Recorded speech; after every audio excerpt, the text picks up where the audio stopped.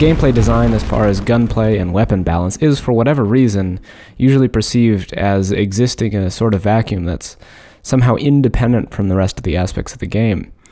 My point here is going to be that the actions of the other developers and whatever the hell they're doing when they're building their component of the game significantly affects what could be considered good design for gunplay or not good design.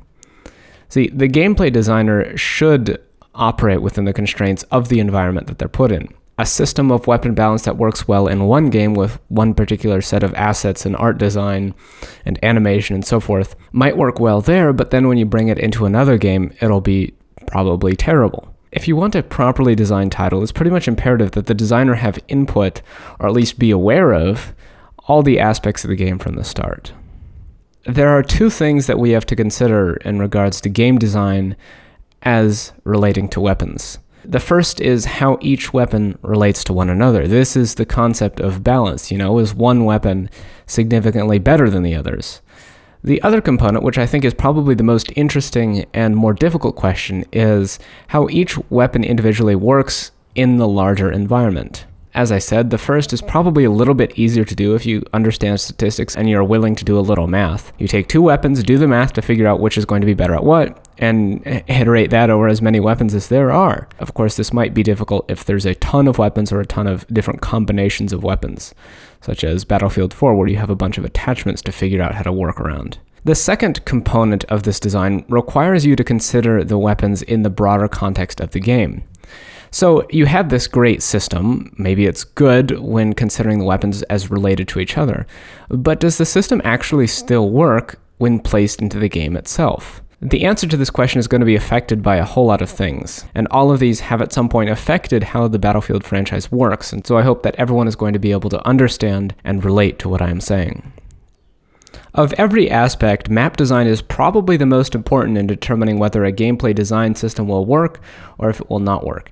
It absolutely must be considered when ensuring that there are no overpowered guns. The definition of overpowered is something that probably warrants its entire video, but since we're here and now, our easy definition is going to be the existence of an overpowered weapon will reduce your strategy in the game. So in other words, if there's an obvious choice that invalidates your other choices, it's probably overpowered. If you don't have to go through the effort of making a decision between two difficult choices, then obviously one thing is probably going to be overpowered. Now, Battlefield addresses this by making different guns overpowered at different ranges and situations and underpowered at others.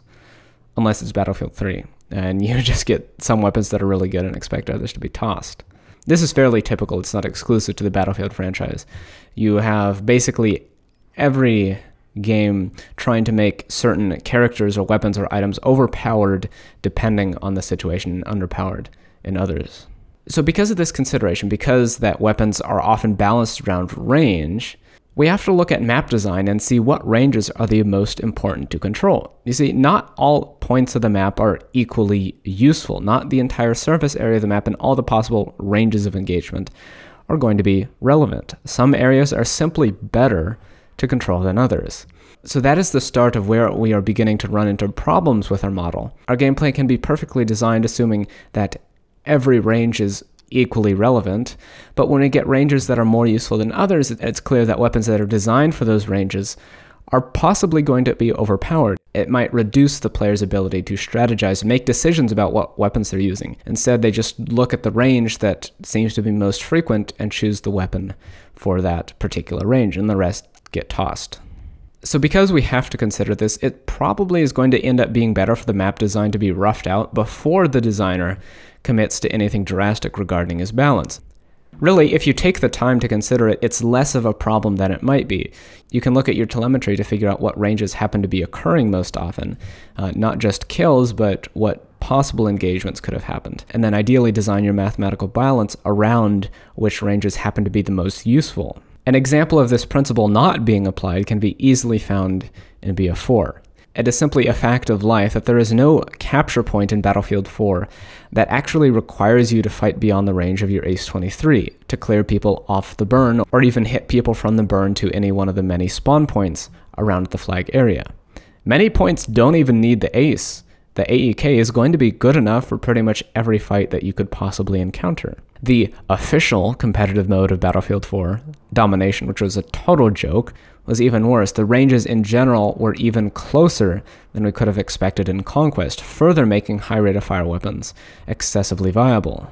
Battlefield 1 has, for the most part, larger capture points if we consider the competitively viable game modes in Operations and Frontlines. This is only sometimes the case, sometimes they're actually smaller. But all of these capture points, which end up being fairly large, have extensive cover in which you can hide from players who are on the point. Now, the ironic bit is, despite the fact that there is often a ton of cover on the flag itself, there is in many cases no cover on the flag from outside the burn, meaning that snipers can use those huge levering distances to often chip you for 80 or 90 damage per hit. And if you're not playing medic, it makes you total bait for anyone who might want to come prevent you from contesting the point. Really, if you want to play the objective and stay on the flags, as you should be doing, you don't have to use anything other than a shotgun. You can play shotguns on the biggest maps with the most wide open expanses in the game, Monte Grappa, Sinai Desert, and so forth. And still, despite how big and vast and sweeping and how good those maps are for snipers, if you keep your kills to the vicinity of the flag, you never have to be outside of your Model 10 Hunter's one-hit kill range of 16 meters. This is, I feel, why people perceive the Automatico and the Model 10 as being particularly overpowered. It's not necessarily that when considered in a vacuum the Model 10 is good compared to the other guns, it's just that the range at which the Model 10 happens to be good occurs all the time. So the point here is pretty simple. Either you have to work around the fact that close quarters is inordinately good in Battlefield 1 as a gameplay designer and make close quarters weapons pretty bad, or the map designers have to make the maps such that mid-range play is actually relevant. As a general principle, you could make some relevant points larger in terms of capture area, reduce the amount of small cover and miscellaneous clutter on all the flags, and somehow increase the amount of cover around the perimeter of the flag such that every random sniper in the middle of nowhere can't just keep chipping you for 80 or 90 damage here and there and prevent you from doing anything useful. It's easy to state this rule, and I'm just looking at the macro. I have no idea how the micro, the actual design of this would look like. It's also going to be necessary to consider things like hitboxes and the moving speed and what kind of animations are played when players are moving. In Battlefield 1, the player movement is extremely erratic. In addition to the very fast acceleration and top speed we see when pressing AD, there are many exaggerated movements that characters perform when in third person. When hit by a shot, they flinch, making follow-up headshots very difficult. When running, the head bobs up and down and back and forth, making hitting a headshot on a moving target almost impossible. When performing actions such as reloading and throwing a grenade, the head and chest can actually dip down slightly, causing you to miss shots. And incoming fire causes the avatar to flinch away from the original point of aim.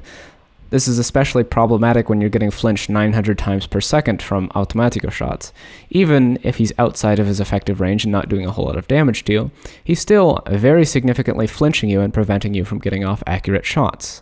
In short, you can't play for accuracy if the movement in the game is unpredictable, and similarly, weapons that require you to play for accuracy, like the Model 8, are going to be less good because of how much accurate play is discouraged by the way the player movement works. Lower muzzle velocity, in addition to all the other problems that I mentioned, further makes it more difficult to play accurately in Battlefield 1. This is especially a problem on weapons like the MP18 Optical and Experimental. Weapons that are supposedly designed for being accurate, but lack the velocity to actually do anything with that accuracy. Another change which seems to have been badly coordinated is the smaller head hitbox size combined with the smaller headshot multiplier. I am certainly of the opinion that either a smaller head hitbox or a reduced headshot multiplier would have made a ton of sense in Battlefield 4, but when you reduce both at the same time, as has been done in Battlefield 1, the relevance of headshots has been reduced to the point of nothing.